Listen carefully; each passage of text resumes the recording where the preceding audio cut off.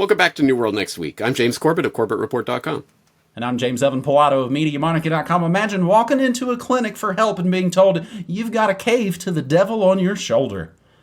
We have got that sad story, plus running Hunger Man Squid Purge games. But first, WHO members adopt global pandemic accord, but U.S. absence cast doubts. Grabbing this from Reuters. Not sure who's funding this article. Members of the World Health Organization adopted an agreement intended to improve preparedness for future pandemics following the disjointed global response to COVID-19, but the absence of the U.S. cast doubts on the treaty's effectiveness. After 3 years of negotiation, the legally binding pact was adopted by the World Health Assembly in Geneva. WHO member countries welcomed its passage with applause. The pact touted as a victory for members of the Global Health Agency at a time when multilateral organizations like the WHO have been battered by sharp cuts in U.S. foreign funding.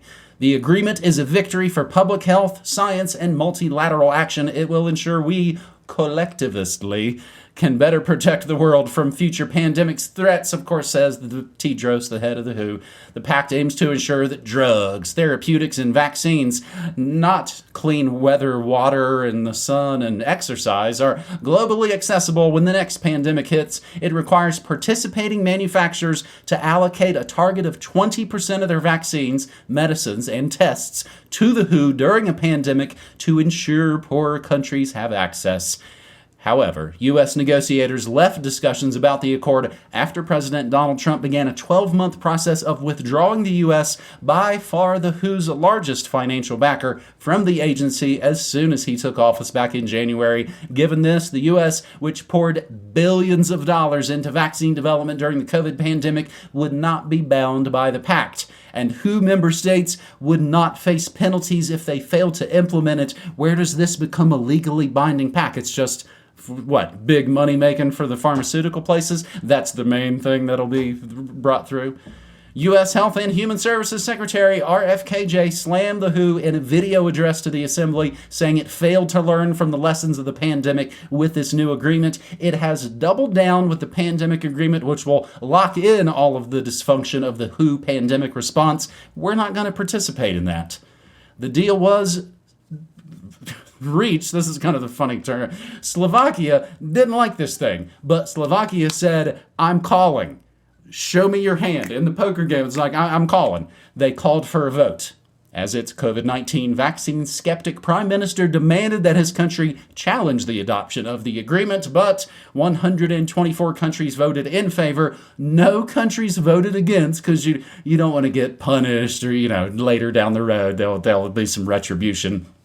But 11 countries, including Poland, Israel, Italy, Russia, Slovakia, and Iran, abstained. Again, that's the way to not get in trouble. I didn't vote no. RFK's address at the World Health Assembly, fiery video explaining the U.S. withdrawal from WHO. We will include that video link, and also a couple more. One from the Associated Press. After U.S. cuts funding, WHO chief defends $2.1 billion budget request by comparing it with the cost of war. This is what your health leaders will know. It's just like killing people. We need the funding. And in related news, James, the WHO also fired drummer Zach Starkey for the second time in a month, man. That is, of course, Ringo's kid has been the drummer for the WHO for a long time, as we laugh to not cry. Indeed. Ha ha ha. Oh boy. Yeah, so as people who have been watching our coverage of this over the years will know, I've been saying for years now that I think this was part of the real point of the scamdemic era, was to make sure that the public was basically brought on board with the agenda generally, and with the formation of a treaty to put all of this into international law specifically. As many people might point out, rightfully so, they don't need this treaty in order to do what they did. They didn't have it 5 years ago, but it's still, the WHO was still calling the shots 5 years ago. So they don't need the treaty, but it certainly does help to have this hardwired into international law to make sure that everybody's on the same page, and you can't have those, off the rails African presidents testing whatever, kumquat or whatever for COVID and finding they were all positive, right? We can't have that anymore. So we're going to make sure this is all hardwired into international law. So the bad news first, as I outline in my new editorial that people should read if they haven't yet done so, the strange but true story of how smoking bans paved the way for global government, which goes into the history of the first ever international health treaty that the WHO signed back in 2003, that not a lot of people know about. Why did every country in the world suddenly institute all these smoking bans at around the same time in the mid to late 2000s? Oh, there was an international treaty. Anyway, that's an interesting story. But as I point out in that editorial, this is not over by any means. It's not... Of course, this did get watered down, and the treaty is not as horrible as some of the draft text had indicated it might be. But having said that, I still think that the absolute worst part of it is Article 19, which is about setting up the Conference of the Parties, the COP, which people might recognize as the same thing that the UNFCCC has every year, their little climate shindig, where every year after year after year after year, they not only jet into whatever country in order to, and carve out swaths of the Amazon rainforest in order to get there, in their private jets, in order to have their little climate conference. But year after year after year, they're moving the goal a little bit further, a little bit further, a little bit further. So yes, this treaty does not accomplish everything that the WHOsters wanted it to do, but that doesn't necessarily matter as long as they have this conference of the party that'll meet every year and they keep moving it forward a little bit by little bit. And what, it's a war of attrition, and most people, I get it, just want to go on with their lives and forget about this nonsense. But when you do so, just know that these guys are keeping it moving forward. And yes, it's great that the US is withdrawing from the WHO. It doesn't officially apply until 2026, but they're not funding it anymore. They're not going to sign up to the agreement. Awesome, great. I am very envious of you Americans. But having said that, what can be undone with the stroke of a presidential pen can be redone with the stroke of a presidential pen, and there's no possibility that anyone who ever sits in the Oval Office ever again will sign the U.S. back up to the WHO, right, guys? Oh, of course, that is a possibility. So that is the bad news. But I think the good news here is that this treaty is not as bad as some of the draft texts. They did not get everything that they wanted all at once in one fell swoop. There was enormous pushback against this. There were rallies, even here in Japan, tens of thousands of people out on the streets marching against the WHO. Who would have imagined that even a few years ago? So there is some progress that has been made, and it shows once again, yes, it is a war of attrition, and they will keep working at it and working at it and working at it. But when we stand up and say, hell no, well, we can push it back and derail their agenda one way or another. It's still going forward. This is not the win. We can't just rest on our laurels, yay. But it isn't as bad as it could have been. And I think that is something that we need to take to heart, because I know a lot of people get demoralized with this. Oh, nothing matters. We can't do anything. Well, we can. We can do things, and we can change, at the very least, the public perception of the WHO and organizations like this. So people, for the first time in their lives, perhaps sit back and think, why do we need this global, unaccountable health body that's telling everyone in the world what to do? Do we really need that? And as long as we can seed that idea in people's minds, I will call that a win of sorts. What we've been talking about these last several months, it is the idea of making yourself healthy again in whatever ways you need those to be. West Virginia and RFK don't have to ban things to save your life, but that's definitely some moves in some positive directions, and people going, maybe all that candy, maybe this diet soda isn't really helping me out. So we've been talking about it here in the house. With all the firings of all the government employees, it kind of looks like these next 4 years might be the time to kind of hurry up and maybe get some of your house in order, get some of the things together that might not be perfect in the eye of the state, because they might not be able to pay attention right now.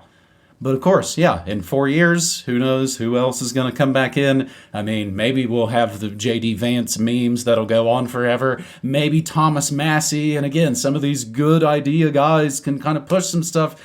But again, I'm not putting all my overpriced eggs in that basket. But yeah, if all of this falls apart from the World Health Organization, however, you're welcome. You can thank the U.S. for pulling that funding. That's how we get going on this New World Next Week, episode 591, over 15 years of New World Next Week. And it gets a little dark. Canada sparks outrage over push to expand euthanasia access to mature minors without parental consent. Mature minors is their terminology. Flyers recently circulated in Manitoba, Canada, have ignited a firestorm of controversy for promoting medically assisted suicide, MAID, medical assistance in dying, for so-called mature minors suffering from mental illness without requiring parental consent. Jasmine Lane, host of the podcast Over Opinionated, posted images of the flyer criticizing what she described as a state-sponsored push to encourage vulnerable youth to end their lives under the guise of mental health support. You have to be a special kind of demonic to advocate for MAID for young vulnerable people and people who are suicidal. Imagine walking into a clinic for help and being told the world would be better off without you, that you should cave to the lies on the devil on your shoulders telling you, and it would be more affordable for Canada's healthcare system if you were gone. Lane, who has personally endured suicidal trauma and the loss of partner, called the government-backed policy pure evil. The flyers, reportedly backed by officials advising Health Canada, states a mature minor is a child or teen who is deemed capable of making a decision for MAID. This would essentially remove the minimum age of eligibility. It further reveals that parents may not be consulted and wouldn't need to consent on their child's death via MAID. Despite claiming that children are uniquely vulnerable, the flyer promotes physician-assisted suicide as a practical solution, faster than receiving treatment. 1 in 10 people will wait more than 4 months for counseling. The waiting period for MAID is only 3 months, James. This is like satire. It's so over the top, it's hard to believe it's real, or that you're not overplaying your hand on purpose. Good God. We're already hearing about people asking for MAID because they don't have the support needed to live for an extra month. Canada's MAID law, which currently limits eligibility to individuals aged 18 and older, set to expand in March of 2027 to include those suffering from mental illness. So you're crazy, but you can make this decision. James, again, this is Catch-22. There are whole novels and dissertations about the insanity of this. The flyer promotes the idea that adolescents diagnosed with psychiatric conditions like depression or PTSD should be permitted to request MAID even when hope remains for recovery through therapy or medication. On its website, Dying with Dignity Canada confirms its support for expanding euthanasia access to mature minors. In many jurisdictions across Canada, mature minors already have the right to make important decisions regarding their health care, chopping off body parts, I'd imagine, getting on wild experimental drugs as a minor, argues they should have the right to choose MAID. The website cites a 2023 Ipsos poll claiming that 71% of Canadians support allowing mature minors to request euthanasia under strict eligibility criteria they've already showed isn't there. So there's the tweet that shows the pictures of these brochures. There is the link to the website, dyingwithdignity.ca, on mature minors. And indeed, we did talk about this specifically back in December of 2022, Made in Canada, where I'm sure we probably mentioned the famous Paralympian who asked the Canadian government, hey, could I get a chairlift? Best I can do is kill yourself. And she's famous. She's an athlete. She gets some attention. So she's actually able to get this story out, unlike untold, vulnerable, who knows how many. James, good grief. Yeah, I know. I mean, you say it's beyond parody, and you talk about the 3-month waiting list. I was just reading some Canadian document or law or whatever it was that specifically made a bold point statement that the 10-day waiting period for requesting MAID assistance has now been dropped. So you don't even have to wait 10 days to reconfirm your decision anymore. You can still get help in the meantime. Help, of course. And isn't this quite the rebuke to all those crazy wackadoodle conspiracy morons who think that this is some sort of slippery slope? Oh, it's just to help people at the end of their lives in total intense suffering. You're not going to be a heartless person and disagree with that. This isn't for like children or any... Oh, wait. Smash cut to a few years later. Yes, how about children? It's absolutely sickening and mind-boggling. And I got to admit, when I first saw this tweet that's being referenced here, and it's just this picture of some pamphlet, completely contextless, like who was putting this pamphlet out? Where does it come from? What's it? I don't understand this. So I'm immediately sort of thinking, oh, something's up here. Like, what is this? Where's this coming from? But at the very least, it did get me to re-look into this issue, which I must admit, perhaps because this is one subject I don't really particularly relish researching. So I haven't been looking into it in great detail since we covered it back in 2022. But now that I am, and I'm digging up all these government documents and everything, and oh yeah, so there is the stipulation that you can't get it just for a mental illness until 2027, which is when that clause expires, and you will be able to get it just for mental illness. But don't worry, guys. For mature minors, what creepy terminology. For mature minors, it will only be in the event of reasonably foreseeable death. It's not for mental illness for children. Until they change it a few years down the road, which they've just shown. They demonstrate over and over. Yeah, they're continuing to push and push and push until they reach their utopia nirvana where everybody is dying all the time. Everybody can get made. Yay.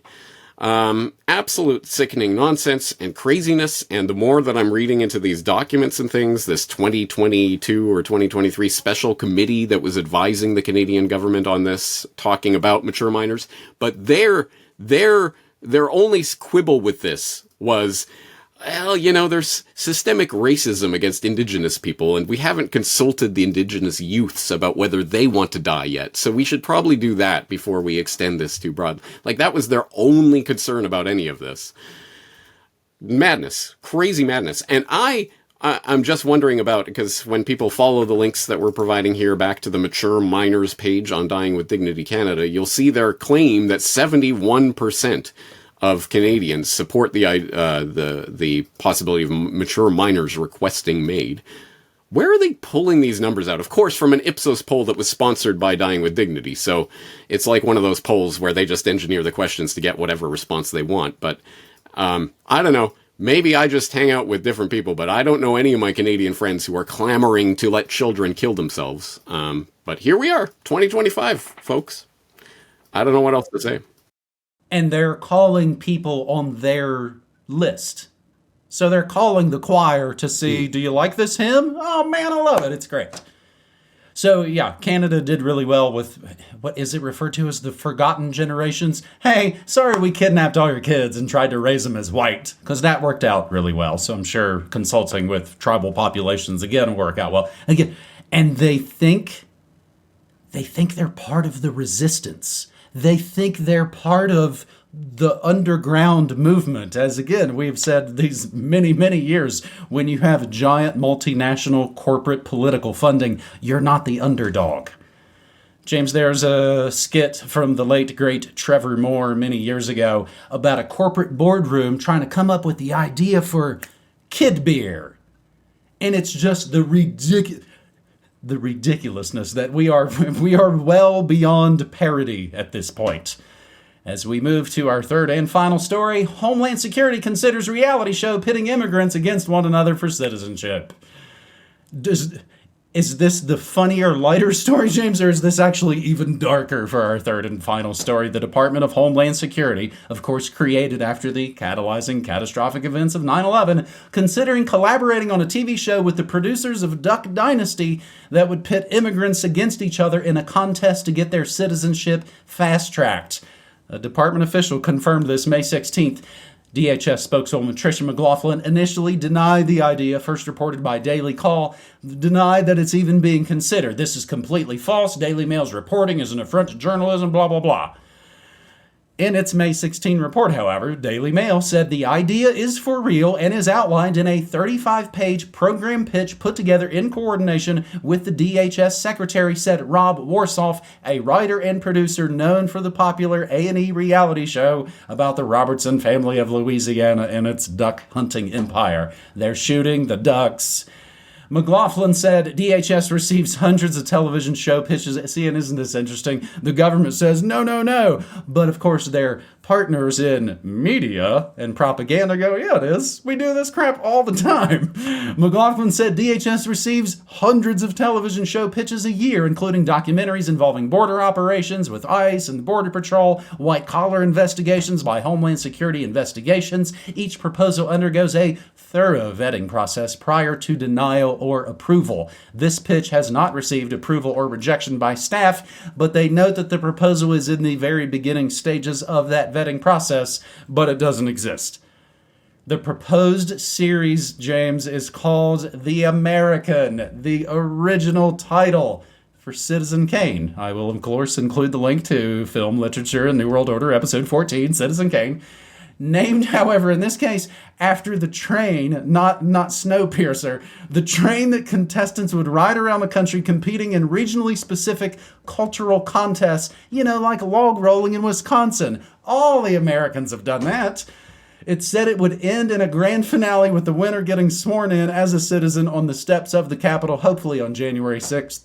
Along the way, we will be reminded what it means to be American through the eyes of these people who want it the most. So it's like amazing citizenship race. If the proposed new show gets a green light at DHS and in Hollywood, the contestants would be immigrants already in the system who would compete in various contests, including potentially on American history and science, which you should probably ask Americans some of those questions as well. He said that losing contestants wouldn't face deportation. This isn't the Hunger Games for immigrants. This isn't, hey, if you lose, we're shipping you out a boat on the country, which kind of seems to render the whole exercise pointless then, James. We noted on the Morning Monarchy chat because we are the media house. DHS, no plans for immigration reality show. Maybe it's just a trial balloon. Maybe like a lot of the news is a trial balloon to see how much maybe the public will go for. I mean, as they say, whatever the market will bear. And this is in the monarchy wheelhouse. Real life purge. Republican mayor since 2008 wants one night of legal crime to clear the homeless off the streets of Lancaster, California. Republican California mayor wants a purge. And yes, the Running Man they're working on a stupid reboot that's supposed to be out later this year. Edgar Wright, who used to make great original movies like Shaun of the Dead and Hot Fuzz and Scott Pilgrim. He's doing a reboot. And I'll include the link just to put it all together. The Squid Game experience in New York City, a fully immersive experience based on the Netflix global phenomenon. Play iconic Squid Game challenges in real life. Running Squid Man, Hunger Games, Purge. James, coming soon to a television near you. One can hardly wait. I better get my popcorn ready. Now, okay, James, let me take this in a weird direction, but I know you'll appreciate it. Because for whatever reason, reading these stories, I was put in mind of that passage in Simulation and Simulacra by Baudrillard, where he is discussing An American Family, which was the original reality TV show from the early 1970s that aired on PBS. People don't remember it today, but it followed this family, the Loud family, as essentially they disintegrated on screen over the course of the 12 episodes or whatever it is of this series. And it was the first reality show that the cameras just follow them around doing reality show. But of course, Baudrillard, as you might imagine, had a thing or two to say about reality. And so I'll just read a little passage there. He said, "More interesting is the illusion of filming the Louds as if TV weren't there. The producer's triumph was to say, they lived as if we were not there. An absurd, paradoxical formula, neither true nor false, utopian. The as if we were not there being equal to as if you were not there. It is this utopia, this paradox that fascinated the 20 million viewers much more than did the perverse pleasure of violating someone's privacy. In the verite experience, it is not a question of secrecy or perversion, but a sort of frisson of the real, or of an aesthetics of the hyper-real, a frisson of vertiginous and phony exactitude, a frisson of simultaneous distancing and magnification, of distortion of scale, of an excessive transparency, the pleasure of an excess of meaning, when the bar of the sign falls below the usual waterline of meaning. The non-signifier is exalted by the camera angle. There one sees where the real never was, but as if you were there, without the distance that gives us perspectival space and depth vision, but more real than nature. pleasure in the microscopic simulation that allows the real to pass into the hyper-real. This is also somewhat the case in porno, which is fascinating more on a metaphysical than on a sexual level. Anyway, I'll just leave people to do what they will with that quote, and maybe actually read Simulacra and Simulation, which, again, I know you'll appreciate, is itself the media reference, because what is the book that Neo keeps in the Matrix, or in the real world of the Matrix, in the Matrix, where he's opening the floppy, getting the floppy disk out? It is Simulation and Simulacra and Simulation, hollowed out, where he keeps his floppy disk, because the Wachowski brothers? Sisters? At any rate, the Wachowskis made everyone on the set read this book because it was so important to them in their creation of that Matrix reality. So anyway, yes, reality TV, once again, presenting us with the hyperreal, and it's all I can think about when I see this literal reality TV star who is now sitting in the Oval Office creating these Hunger Game whatevers for competing for citizenship. I don't know. I do not know what is real and what is hyper-real at this point. Back in that era, James, I was rising in my media studies. I was still back at university, and I was printing out Baudrillard articles from this new internet thing. And of course, abusing the schools to be able to print out a bunch of stuff. So yeah, I've got my earliest Baudrillard is printers from Xerox. And of course, it's changed by the very interaction with the media. Michael Moore, Morgan Spurlock, Alex Jones. Those are all documentarians who are inserting themselves into the action, fundamentally changing the events. Not saying it's necessarily bad, but the idea that it is fly-on-the-wall cinema verite, that's long, long gone. Running Man, OG, 1987 is pretty awesome. If you've never seen it, it's peak, it's peak Schwarzenegger. It's from Stephen King on his Richard Bachman pseudonym short story. And you also remind me, James, the American Family, that's just before my time. But you remind me, and I wonder if we've ever mentioned the Michael Apted film series called 7 Up. It started with 7 Up, filming a bunch of kids when they were 7, then when they were 14, then when they were 21, 28. Some of them are dead now. It's one of the more amazing experiments in cinema, and while it doesn't purport to be, oh, we're a fly on the wall, it meets back up with these people every 7 years and kind of checks in on their lives. It's stunning. If any of this hasn't, disgusted you, there are still good pieces of media out there for folks, and you can find a lot about it at MediaMonarchy.com. Of course, I run NewWorldNextWeek.com here from the States. That is the way for Corbett Report USBs and DVDs, and also Monarchy and Corbett hats and shirts and gear. And we do have the new USB coming soon in the works. That's behind the scenes, in the works. And I want to remind you, of course, I do have the post office box here for folks who don't do any digital banking, that you can support Monarchy, you can support Corbett. And again, as we've always noted, make sure to include an email, a contact, where you want what to go where, and just kind of let us know. Because if you don't tell me, I'm going to take a giant, producer's cut like the record label does with the artist.